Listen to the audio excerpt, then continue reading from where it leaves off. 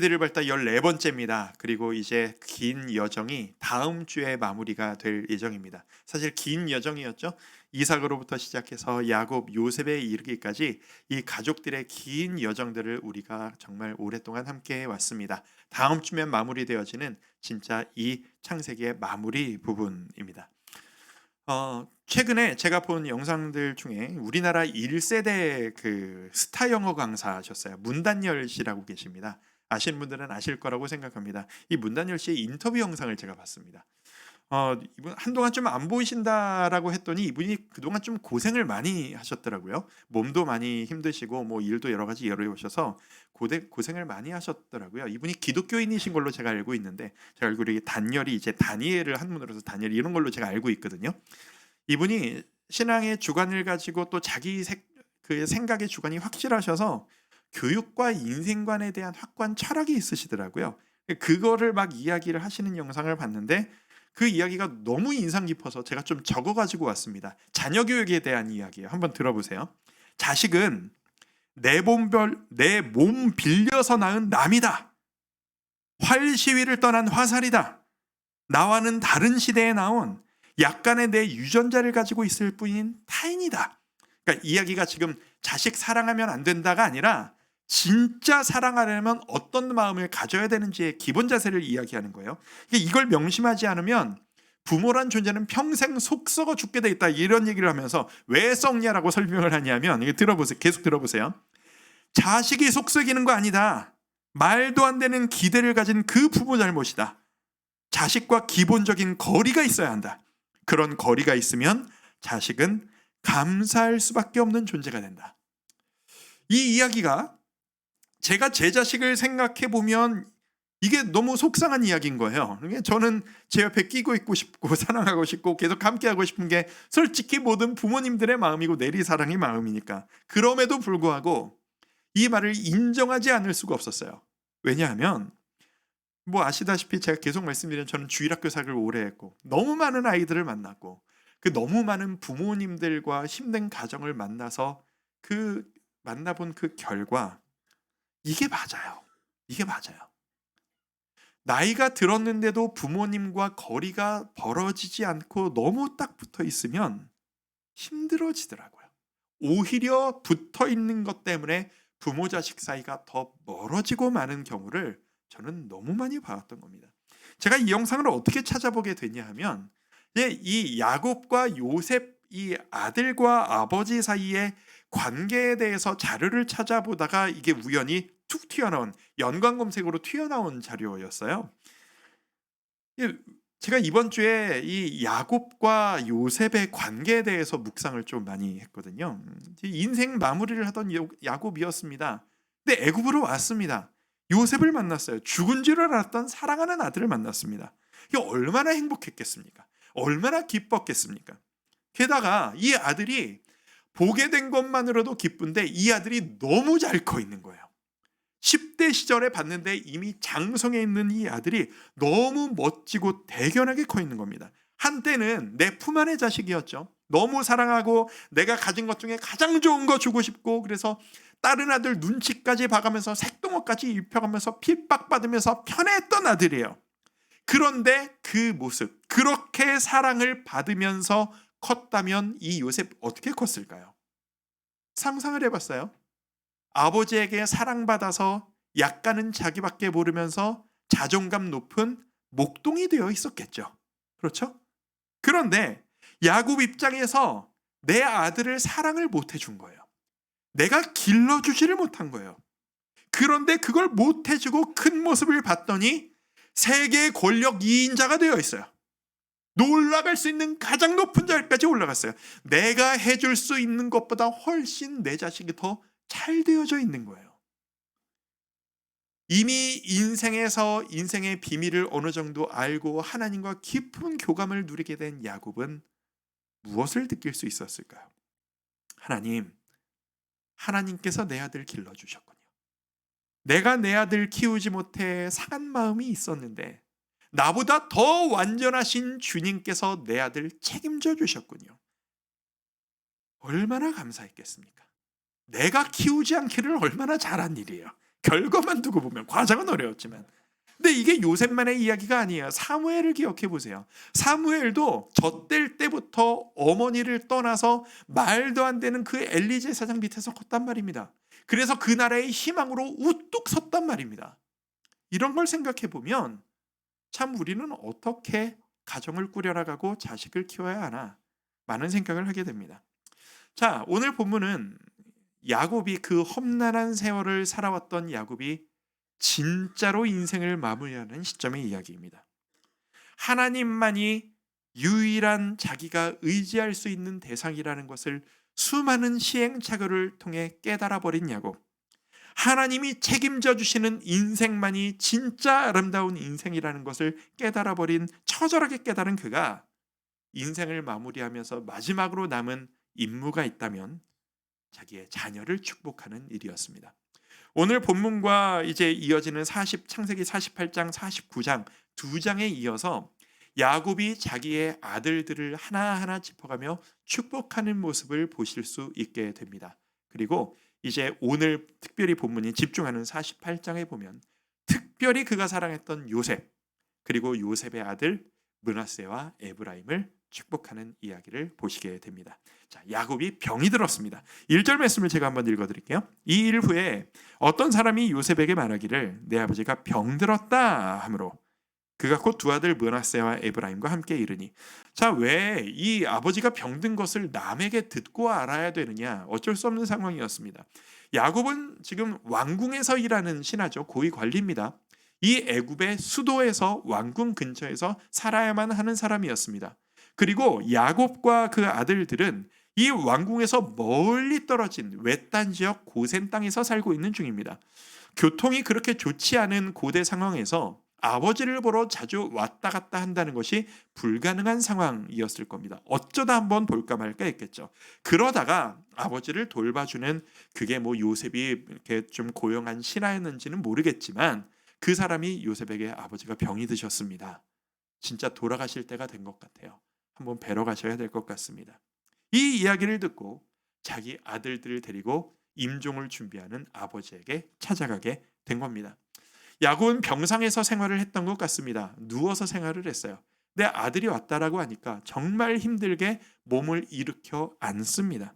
그리고 마지막 유언 같은 대화를 나누게 됩니다. 그게 오늘 본문입니다. 이제 이 아들들과 손자까지 보니 이게 얼마나 감격스러웠겠어요. 11절 말씀을 우리 같이 한번 좀 읽어보실까요? 11절 말씀 함께 읽습니다. 시작. 요셉에게 이르되 내가 내 얼굴을 보리라고는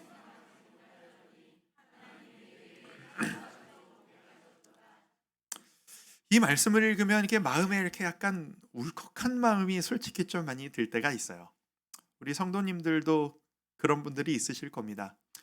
여러분들의 가정의 어떤 특별한 상황들로 인해 지금 가족들이 잘 만나지 못하고 계신 상황에 여러분들이 계시다면 이렇게 야곱같이 이 고백을 할 수 있는 그날이 하루빨리 오실 수 있기를 진심으로 주님의 이름으로 축원합니다. 여러분들을 위해 기도하고 있습니다.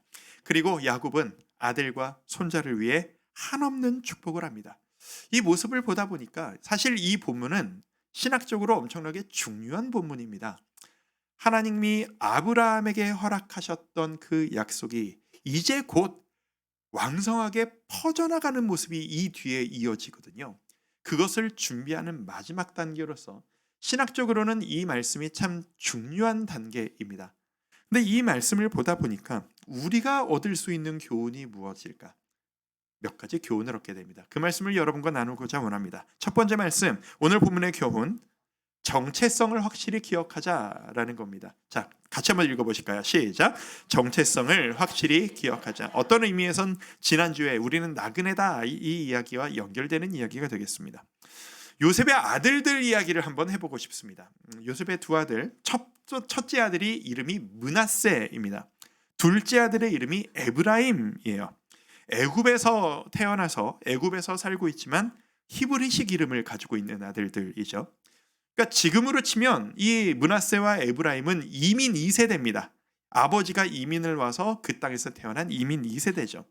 그리고 이 요셉이 애굽 여자와 결혼을 하지 않았습니까? 그러니까 이 므낫세와 에브라임은 혼혈입니다. 이게 그 조상이 섞인, 피가 섞인 혼혈들이에요. 이민 2세대들이 보통 고생을 많이 한다라는 이야기들을 제가 좀 많이 들었습니다만 아마 므낫세와 에브라임은 아니지 않았을까라고 혼자 상상을 한번 해 봤습니다. 왜냐하면 우리 아버지가 우리나라에서 제일 높아요, 왕 빼고. 그러니까 우리 보고 누가 텃세를 부리겠으며 "너 어디 출신이야? 너 이름이 왜 그래? 너 피부 색깔이 왜 이래? 왜 우리랑 생긴 게 조금 달라?" 누가 함부로 할 수가 있었겠어요. 애굽이라고 하는 한 가지 문화, 그리고 아버지라고 하는 강력한 권력 아래서 자란 이 두 아들은 뭐 아무런 부딪힘 없이 편안하게 살지 않았을까 생각이 듭니다. 근데 그랬던 어느 날 이 아들들 입장에서 처음 보는 사람들이 100명 넘게 우르르 몰려오더니 나에게 다가와서, 그 애국 문화에서 컸으니까 제일 싫어하는 가축 냄새를 풀풀 풍기면서 나에게 다가와서 내 머리를 쓰다듬고 나를 안아주면서 얘기하기를, "내가 네 할아버지야. 내가 네 삼촌이야. 내가 고모야. 우리 사촌이야. 우리 가족이야. 너 우리랑 같은 가족이야. 우리 출신이야." 혼란이 시작되었을 겁니다. 하나였던 내 배경이 너무나도 다른 두 가지 배경으로 갈라지면서 이 아들들 입장에서 혼란이 생기지 않았겠습니까? 이 쭈삣쭈삣했을지 모르겠는 이 두 손자들을 보면서 야곱이 요셉에게 이렇게 이야기합니다. 쉬운 성경으로 한번 읽어드릴게요. "네 두 아들은 내가 오기 전에 이곳 이집트에서 태어났지만 이제부터 그 애들은 내 아들이다." 자, 이게 무슨 말이냐면 갑자기 충격 발언이죠. 할아버지가 손자를 아들로 삼겠다라는 거예요. 호적을 땡기겠다라는 겁니다. 이게 고대는 꽤 있었던 일이라고 합니다. 호적 정리를 조정을 하는 거죠.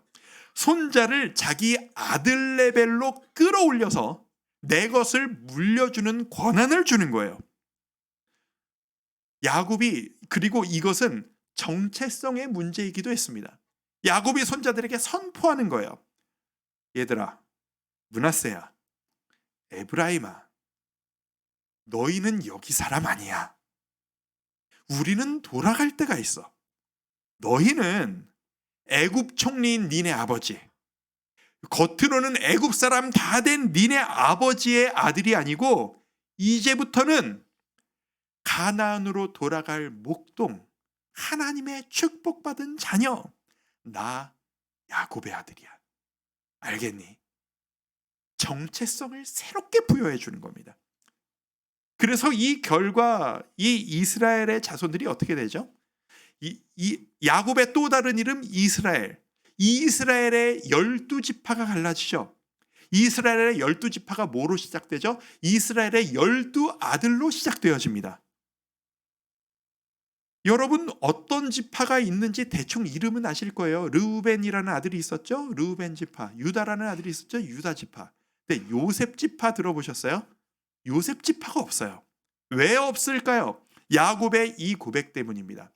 야곱이 요셉 대신에 그 요셉의 아들 르우벤과 에브라임을 아들로 맞이해서 에브라임 지파, 므낫세 지파가 있게 된 거예요.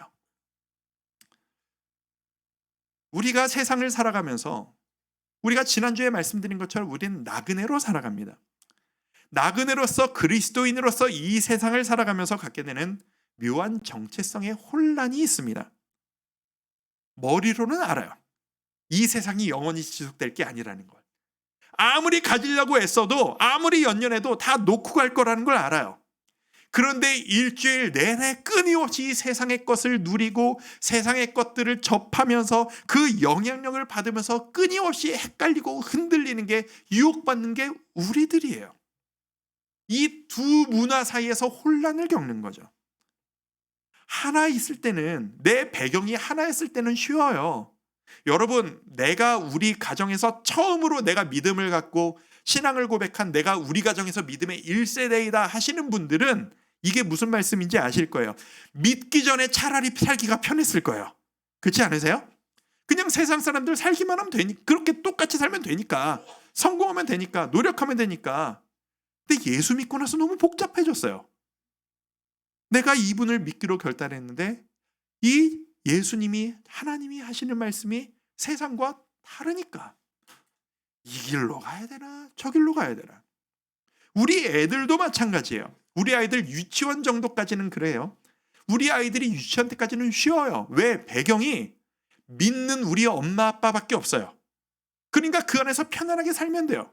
내 초등학교에 올라가고 중학교에 올라가고 고등학교 청년들까지 되면 세상을 많이 접하는 나이가 될수록 끊임없이 혼란이 와요. 난 도대체 누구야? 하나님의 자녀인데 세상에선 이게 왜 이렇게 안 먹혀? 세상에서 내가 이렇게 노력한 걸 왜 하나님은 인정을 안 해주셔? 이 혼란이 우리에게 있습니다. 이게 우리가 겪고 있는 혼란이고, 교회에서 지금도 아래층에서 예배하고 있고 우리 교회에서 뛰어다니는 우리 자녀들이 겪는 혼란이며, 이 자리에 중간중간 앉아있는 우리 자녀들, 청년들이 지금도 겪고 있는 혼란일 겁니다. 성도 여러분, 믿음의 1세대는 그나마 버틸만 하실 겁니다. 힘들어도, 내 믿음이 부족해도 내가 선택한 거니까. 근데 내 자식은 달라요. 우리 엄마 아빠가 갑자기 가서 나도 따라온 거잖아요. 이민 1.5세가 힘든 것처럼 믿음의 1.5세도 힘든 거예요. 저 같은 믿음 2세대, 3세대, 모태신앙도 마찬가지예요. 그냥 태어나면서부터 교회를 다녔어요. 이게 내 믿음으로 정착되어지기까지 너무 많은 혼란이 있어요. 도대체 뭐가 맞는 거야? 어떻게 해야 되겠습니까? 우리 교회가 마음 다해 해야 할 일, 바로 이것이라고 생각합니다. 우리가 우리의 자녀들에게, 내 자식이 아니더라도 왔다 갔다 하는 이름도 모르는 우리의 자녀들에게 끊임없이 이 야곱의 선포를 해주시면 좋겠습니다. 너희는 하나님의 아들이야. 너는 하나님의 딸이야. 우리 자녀들에게 계속 축복하며 선포합시다. 네가 아무리 했어도 너는 하나님 안에 있어. 넌 하나님의 자녀야. 내가 너를 기도하면서 기르고 있어. 이 선포와 축복이 가득한 우리 교회에 되었으면 좋겠습니다. 그리고 이 자세가 두 번째로 넘어갑니다. 자, 결국 우리는 이걸 고백해야 합니다. 함께 읽어볼까요? 시작. 인생을 내 뜻대로 만들 수 없음을 인정하자. 이게 참 어떻게 보면 허탈한 얘기 같고 어떻게 보면 희망찬 얘기입니다. 그리고 이것은 내 인생도, 우리 가족의 인생도, 내가 가장 사랑하는 사람도, 내 자식도 마찬가지입니다. 야곱이 지금 인생을 마무리하면서 정말 수많은 시행착오를 통해 깨달은 그 인생의 가장 큰 깨달음 중에 하나가 이것이라고 봐도 무방하지 않을까라고 생각이 듭니다. 자, 야곱이 지금 두 손자를 자기 아들로 입양하듯 받아들였어요. 그 결과 어떤 뒤처리가 이제 남아있냐면, 야곱이 죽으면 당시 문화에 따라 내 유산을 아들들에게 분배를 해줘야 되는데, 아들로 받아들인 이 두 손자들에게도 아들로서 재산이 분배되어야만 하는 거예요. 고대 이스라엘에서는 재산을 분배할 때 장자에게 다른 아들들보다 2배를 줬습니다. 제가 이전에 이거 한번 설명드린 적이 있어요. 기억하실지 모르겠습니다. 예를 들면 이런 거예요. 아들이 4명이라고 치죠. 아들이 4인데 이 재산을, 아버지의 재산을 아들들에게 분배할 때 4등분을 하는 게 아니라 아들보다 플러스 1에서 5등분을 합니다.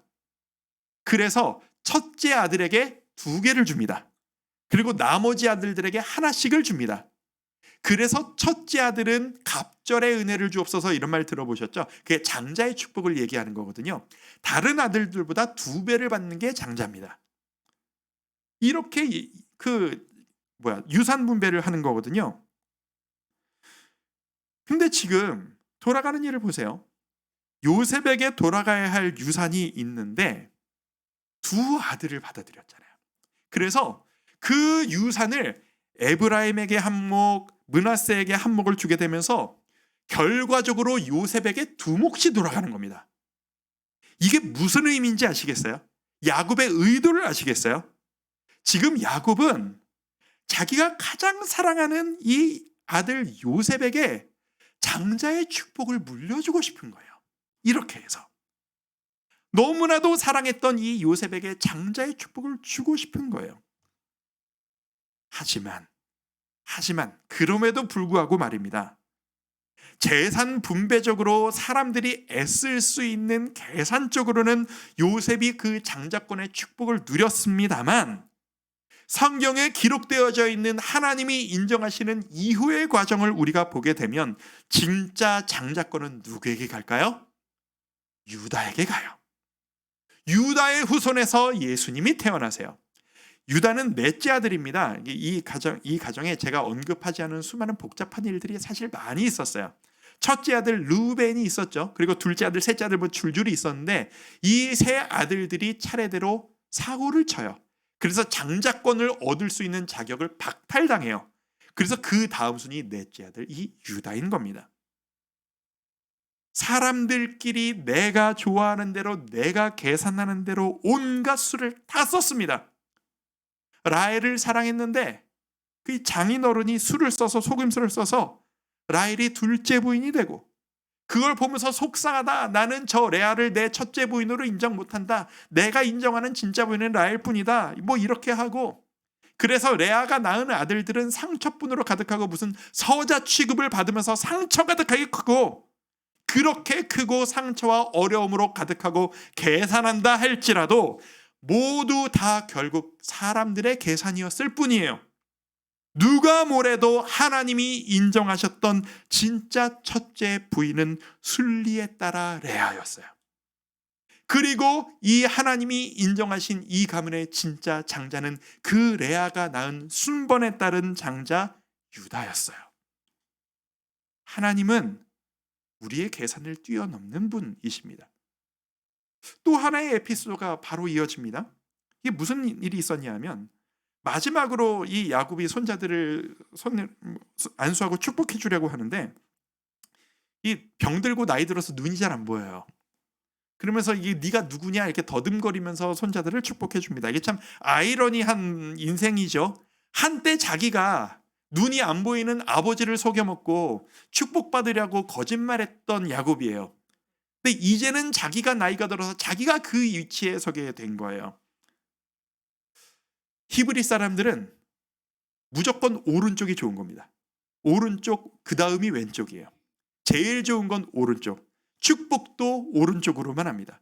근데 두 아들을 동시에 축복해야 되잖아요. 그래서 요셉이 아버지의 오른손 편에 큰아들인 므낫세를 세워놓습니다. 그리고 그 다음 축복인 왼손 자리에 둘째 아들 에브라임을 세웁니다. 요셉은 아버지의 마음으로서 계산적으로 큰아들이 더 큰 축복을 받기를 원했던 거예요. 그래서 축복 이렇게 내 아들들에게 축복해 주세요 아버지 했는데, 이 야곱이 돌발 행동을 합니다. 이랬던 손을 이렇게 바꾸는 거야. 이렇게 바꿔버리는 거야.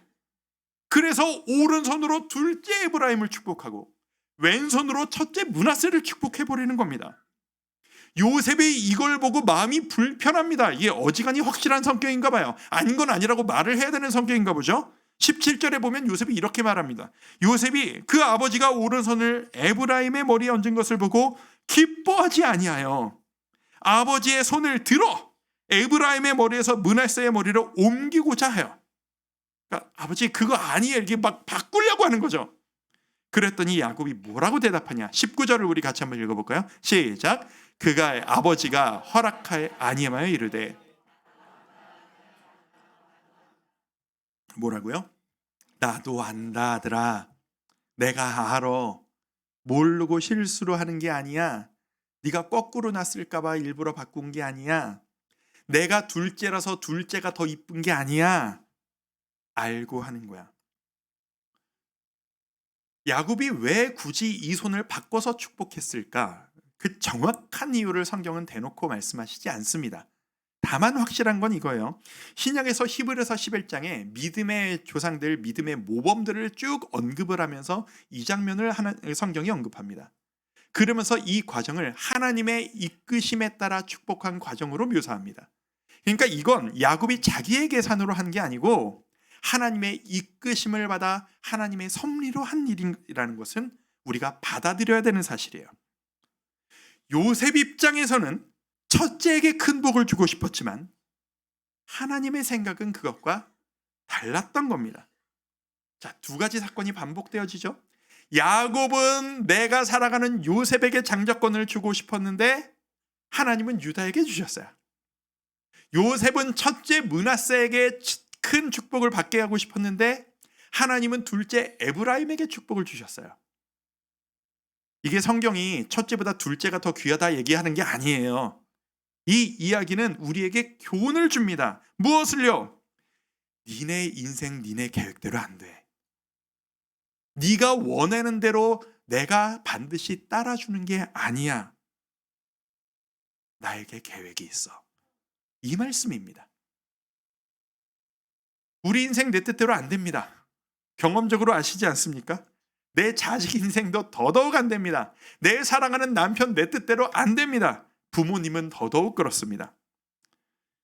제가 너무 사랑하는, 자주 언급하는 우리 시니어 어르신들, 일주일에 한 번씩 시니어 모임을 갖고 있는데 그 개강 모임 때 방학 동안 어떻게 지내셨어요? 많은 말씀들을 나누는데 한 권사님께서 삶을 나누시다가 이런 표현을 툭 하시는 거예요. 목사님, 인생 살아보니까 내 맘대로 되는 게 하나도 없습니다. 이 말씀을 하시는 거예요. 우리 인생의 선배님의 지혜입니다. 우리 받아들입시다. 내 맘대로 안 됩니다. 그렇다면 우리가 왜 스트레스를 받죠? 우리 삶을 바라보면서 우리가 왜 힘겨워하죠? 내 뜻대로 안 되니까 힘드신 거 아닙니까? 우리 자녀다 바라보면서 왜 힘드십니까? 솔직히 얘기해서 내 자식 내가 원하는 대로 안 되니까 힘든 거 아닙니까? 인생의 지혜를 가지고 말씀해 주시네요. 성경도 알려주시네요. 그거 안 되는 겁니다. 내 뜻대로 안 됩니다. 내 계획대로 안 됩니다. 우리 안 될 걸 받아들이고 스트레스라도 받지 말자고요. 주님께 맡기시자고요. 이 가정이 2대에 걸쳐서 첫째가 아닌 둘째가 복을 받았습니다. 야곱 때, 요셉 때. 이건 당시 문화로 용납이 안 되는 이상한 일입니다. 근데 하나님이 그 일을 이 가정에 반복적으로 보이십니다. 이게 메시지예요. 니들은 말이다. 니들은 누가 누굴 더 잘해주고 내가 이뻐하는 자식 더 잘해주고 너희가 자식에게 네가 할 수 있는 거 다 해주면 네가 원하는 대로 자식이 클 거라고 이런 식으로 애쓴다만 그것 니들이 할 수 있는 일 아니야. 그건 니들의 권한이 아니야. 그건 내가 하는 일이야. 내가 할 거야. 믿음으로 받아들이실 수 있으시겠습니까? 제가 두 가지 말씀 지금까지 드렸죠. 우리의 정체성을 확인하자. 우리 인생을 내 마음대로 할 수 없다. 이런 이야기를 묵상하다 보니까 솔직히 여러분들을 생각하고 묵상을 열심히 하다 보니까 이런 생각이 들더라고요. 이게 우리 성도님들이 그렇게 좋아하실 메시지는 아니다. 그렇죠? 솔직히 여러분들이 좋아하시는 스타일의 메시지는 아니에요. 우리는 이게 너무 중요한 메시지이고 성경적인 메시지지만 이게 잘 안 와닿으실 수도 있을 거예요.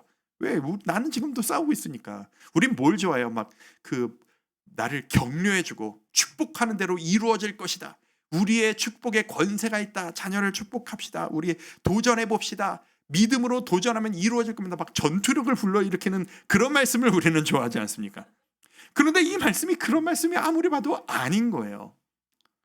깊이 기도하며 묵상했습니다. 주님, 이 말씀을 우리가 어떻게 우리 삶에 적용해야 될까요? 적용이 어려운 거예요. 왜냐하면 우린 야곱이 아니잖아요. 우린 이스라엘 사람들이 아니에요. 우리는 아브라함, 이삭, 야곱같이 특별한 약속받아서 대를 이어서 후손이 창대케 하고 우리 후손이 나라를 이루는 그런 임무를 가진 사람들이 아니잖아요. 이 저출산의 시대에 그게 뭐 말도 안 되는 얘기잖아요. 그렇죠? 하다못해 여러분이 모두 다 결혼을 하신 것도 아니고 여러분 가정에 모두 다 아이들이 자녀가 있는 것도 아니시고 근데 자녀를 축복하는 내 맘대로 축복이 안 되는 이 이야기를 우리는 우리의 삶으로 어떻게 받아들여야 하는가? 저 묵상 끝에 하나님이 저에게 주신 깨달음은 이거였습니다. 세 번째, 나에겐 지금보다 훨씬 더 큰 은혜가 필요하다. 자, 같이 한번 읽어보실까요? 시작. 나에겐 지금보다 훨씬 더 큰 은혜가. 아니, 어떻게 이 본문에서 저 얘기가 나오냐? 제가 한번 제 묵상 이야기를 한번 나눠드릴게요. 성경을 바라볼 때, 그리고 성경 바라보며 뭔가 막히는 부분이 있을 때 우리는 항상 십자가로 돌아가야 합니다. 왜냐하면 성경에 쓰여져 있는 모든 이야기는 결국 십자가를 향해서 가는 이야기이기 때문입니다. 고난주간을 기다리고 있습니다. 우리는 이미 알고 있어요. 예수님께서 십자가에 달려 돌아가심으로 나의 죄를 용서하셨습니다. 나를 위해 모든 그 죄의 결과를 대신 감당하셨습니다. 그리고 그 죽음으로 인해 칭의, 나를 의롭다 하셨어요. 하나도 의롭지 않은 나에게 의롭다라고 칭해 주셨어요. 그래서 의롭다 칭해졌기 때문에 양자, 우리가 하나님의 자녀가 될 수 있는 권세를 주셨습니다. 그래서 이제는 우리가 하나님을 두려운 존재 심판자가 아니라 하나님 아버지라고 부를 수 있는 하나님의 자녀가 되었습니다. 그게 저이고 그게 여러분입니다. 여러분 믿으십니까? 이제 우리는 하나님께 복받는 자녀예요. 오늘 이 말씀을 들으면서 우리는 우리의 모습을 어떻게 투영해야 하냐면, 야곱이 자녀들에게 축복하는 이 장면이 나는 내 자식을 어떻게 축복할까가 아니고, 부족한 아버지였던 야곱, 편애했던 아버지였던 야곱이 아닌 완전한 사랑을 주시는 완전한 아버지가 나를 축복하시는, 나에게 복 내려주시는 그 모습으로 적용되어져야 돼요. 성도 여러분들 중에 사랑하는 마음으로 여러분의 가족을 위해 간절히 주님 제발 저 사람을 만나주세요 라고 기도하시는 성도님들이 계실 겁니다. 특히 그 중에서도 부모님이신 여러분들, 우리 자녀들을 키우고 계신 성도님들, 여러분들에게 안 좋은 습성이 생겨버리셨다라는 걸 전합니다. 저도 그렇기 때문에. 이게 뭐냐 하면, 오늘 같은 말씀 들으면 여러분들은 10중 8구 이렇게 생각하고 계실 거예요. 주여, 저 목사님이 얘기하시는 저 하나님의 축복을 제 자녀에게 허락하여 주옵소서. 그렇죠? 저 하나님의 완전한 축복, 장자의 2배의 축복을 내 자녀에게 허락하여 주옵소서. 저 믿지 않는 저 인간에게 허락하여 주옵소서. 이런 식으로 우리는 적용하는 습관이 들어져 있어요. 이게 착각이에요. 아닙니다, 성도 여러분. 가장 복받아야 하는 존재는 여러분이십니다. 여러분의 자녀를 축복하기 이전에 여러분이 저 사람 제발 오늘 이 말씀 저 사람이 좀 들었으면 좋겠다라고 하기 이전에 가장 하나님의 복과 은혜가 필요한 존재는 여러분들이십니다. 나는 이미 받을 만큼 받았습니다. 나는 충분히 받았어요. 그러니까 내 자식에게 내 자식이 나보다 더 잘 됐으면 좋겠어요. 하나님, 나 말고 내 자식에게 쏟아 부어주세요. 아니요. 왜 우리가 그런 착각을 하는지 아십니까? 내게 임한 은혜가 이미 충분하다라는 착각 때문이에요. 아닙니다. 여러분에게는 지금 누리시는 것보다 압도적으로 더 큰 놀라운 은혜가 필요하십니다. 이건 정말입니다. 이 은혜는 보통 은혜가 아닙니다. 야곱이 한때 아버지를 속이면서까지 받고 싶어서 난리를 쳤던 그 복입니다. 이 장자권을 동생한테 뺏겼다는 걸 알고 사람 죽이는 일까지 날 뻔했던 그런 복입니다. 그 복이 지금 우리에게 임했어요. 근데 이 복이 어느덧 우리에게 너무 당연한, 감동이 없는 일로, 이미 해결되어져 버린 전제 같은 일로 나는 다 받았으니까 이제 내 자식에게나 복 내려주세요 라고 하는, 그렇게 패스시켜버리는 일로 우리에게 전락되어져 볼 때가 얼마나 많습니까? 왜 그런지 아세요? 왜 그렇게 됐는지 아세요? 은혜 없이도 살만해서 그래요. 죄송합니다. 좀 과격한 표현입니다. 하나님께 매달리지 않아도 살만해져서 그래요. 이게 감사인데, 감사한 일인데, 이게 성도님들을 만나다 보면 이게 안타까운 역설이에요. 가정에 힘든 일이 생기시면 주님께 그렇게 은혜를 받으세요. 그런데 살만하고 여유가 생기면 은혜가 떨어져요.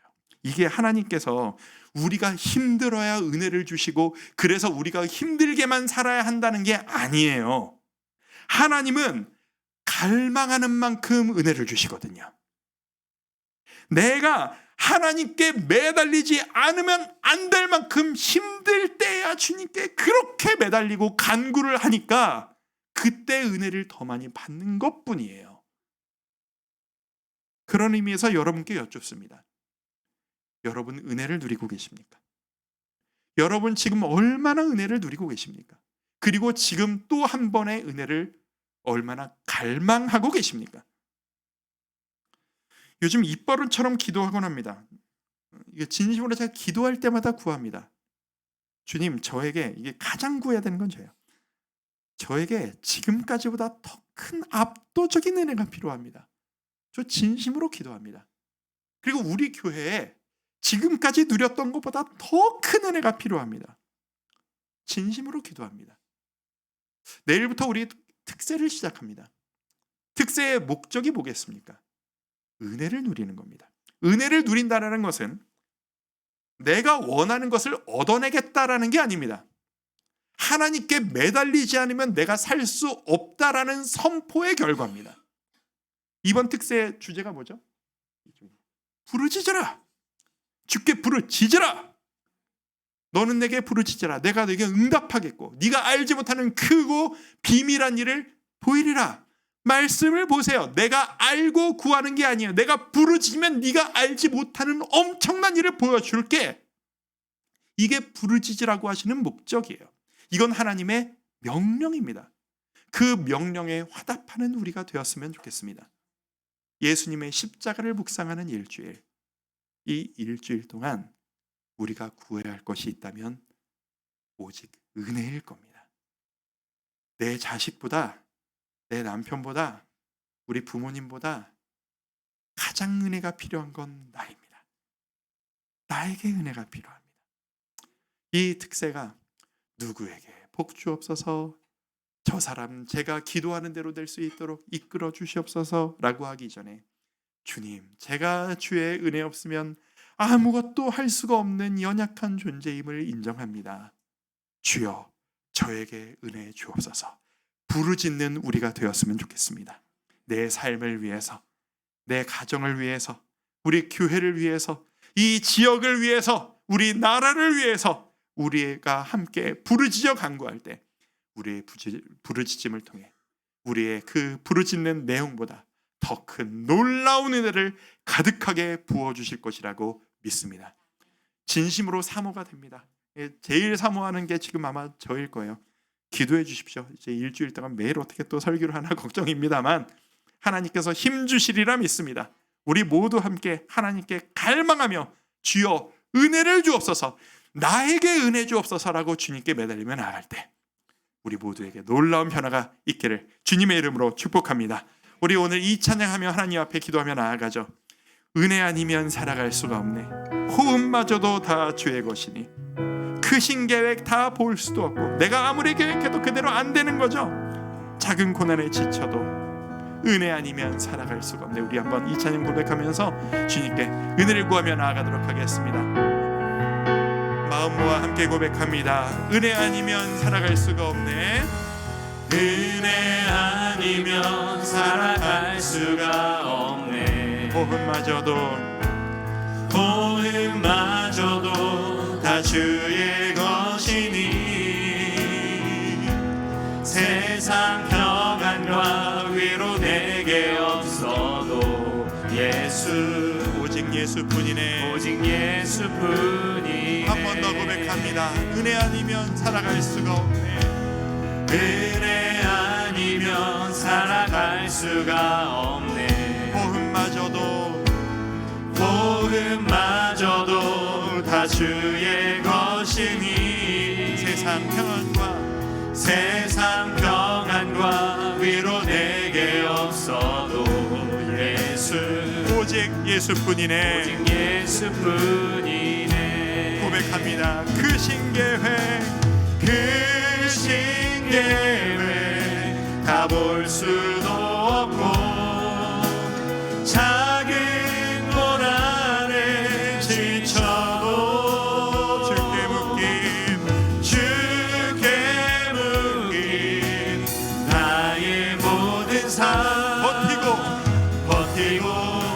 견디게 하시네. 한 번 더. 그 신계획 다 볼 수도 없고 그 신계획 다 볼 수도 없고 작은 고난에 지쳐도 작은 우리 인생을 내 맘대로 만들 수가 없습니다. 그럼에도 불구하고 주께 묶인 주께 묶인 나의 모든 삶 버티고 견디게 하시네. 은혜 아니면 살아갈 수가 없네. 은혜 아니면 살아갈 수가 없네. 나의 모든 것 다 나의 모든 것 다 주께 맡기니 참된 평안과 참된 평안과 위로 내게 주신 주 예수 오직 예수뿐이네. 오직 예수뿐이네. 한 번 더 고백할까요? 그 신계획 다 볼 수도 없고 그 신계획 다 볼 수도 없고 작은 고난에 지쳐 작은 고난에 그때가 바로 주님께 매달릴 때입니다. 주께 묶인 주께 묶인 나의 모든 삶 버틸 힘을 주십니다. 버티고 견디게 하시네. 고백합니다. 은혜 아니면 살아갈 수가 없네. 은혜 아니면 살아갈 수가 없네. 모든 것 다 주께 나의 모든 것 다 주께 맡기니 참된 평안과 참된 평안과 위로 내게 주신 주 예수 오직 예수뿐이네. 오직 예수뿐이네. 오직 예수뿐이네. 오직 예수뿐이네. 우리 한번 기도하며 나가겠습니다. 진실로 우리에겐 예수님뿐입니다. 우리가 구할 수 있는 건 예수님뿐입니다. 우리 오직 한 가지 기도 제목 가지고 기도하길 원합니다. 주님, 그 누구보다도 나에게 은혜가 갈급합니다. 저에게 은혜 허락하여 주옵소서. 나에게 지금까지보다 더 압도적인 큰 은혜를 허락하여 주옵소서. 오직 예수님밖에 내가 의지할 뿐 없사오니 주여 나를 통하여 놀라운 은혜 체험케 하여 주옵소서. 함께 기도하며 나아갑니다. 기도합니다. 아버지 하나님, 감사합니다. 우리가 은혜 누리길 원합니다. 제가 은혜 누리길 원합니다. 우리 교회가 은혜 누리길 원합니다. 그냥 빈순하게 늘 있었던 것처럼 도와주십시오라고 하는 그런 허공의 외침이 아닌 진심으로 주님께 간구하며 매달리는 내가 은혜 아니면 살 길이 없습니다라고 하는 그 간절한 마음을 가지고 주님께 매달려 내가 은혜 받지 않으면 설 수 없습니다. 우리에게 은혜 허락하여 살아갈 수 주시옵소서. 없는 존재입니다. 지금까지 내가 애써야 한다고 생각했습니다. 내가 노력해야 한다고 생각했습니다. 내가 이 자녀들에게 이 가족들에게 은혜를 흘려 보내야 하는 역할을 해야 한다고 생각했습니다. 그러면서 정작 나는 피폐해지고 새로운 은혜를 받지 못하는 나의 부족함을 하나님 앞에 적나라하게 아버지 하나님 은혜 허락하여 주셔서 내가 아니라 주님께서 우리가 책임질 은혜를 때 구하며 나가겠습니다. 가장 아름다운 하나님에게 그 은밀한 일을 보여주시옵시고 그리고 하나님이 그 인도하신 가운데 우리가 과정 다시 한번 일어서 나아갈 수 이해할 수 있도록 없는 하나님 함께 하여 주시길 고통과 간절히 구하며 나갑니다. 아버지 하나님 우리가 하나님 장권을 가진 지체들 모든 영혼들 아버지 가운데 앞에 다시 한번 세월 허락하여 주옵소서. 주여 우리 모든 것이 하나님의 모든 것임을 것 고백하며 책임져 나가오니 주시옵소서. 우리에게 은혜로 역사하여 하나님 주시옵소서. 채워주시옵소서. 이끌어 기도합니다. 주시기 원합니다. 아버지 하나님, 오늘 말씀 앞에 우리의 모습을 적나라하게 깨닫게 하시니 감사합니다. 이미 내게 임한 은혜가 충분하다라고 착각했습니다. 은혜가 내게 이미 임했기에 이제 은혜는 내가 아니라 아직 믿음이 부족한 내 주위의 사람들을 향한 내가 축복해야 되는 일이라고 생각했습니다. 주여, 그게 아님을 깨닫게 해주시니 감사합니다. 주여, 간절히 구하오니 저에게는, 우리 모두에게는, 우리 교회에는 지금까지 누렸던 것보다 더 큰 엄청난 놀라운 은혜가 필요합니다. 모든 것이 나로부터 시작되는 것임을 다시 한번 깨닫습니다. 충분하다고 생각하고 매달리지 않았던 우리의 모습을 회개합니다. 하나님, 더 큰 은혜를 주실 준비하고 계신 아버지 앞에 아무것도 구하지 않았던 게을렀던 우리의 모습을 주님 앞에 회개합니다. 주여, 주의 자녀들이 함께 모여 주께 부르짖으며 은혜를 구하오니 주여, 우리에게 은혜를 허락하여 주시옵소서. 나로부터 넘쳐나는 이 은혜가 우리 가족과 내 주위와 내 주위 모든 사회에 퍼져나갈 수 있도록 도와주시고, 은혜 받는 우리의 삶이 누가 보기에도 아름다운 참다운 그리스도인의 삶 될 수 있도록 주여, 우리에게 놀라운 은혜를 허락하여 주시옵소서. 이 고난주간 일주일이 그 은혜 누리는 일주일 되게 하여 주시옵소서. 예수님의 이름으로 간구하며 기도드립니다. 아멘.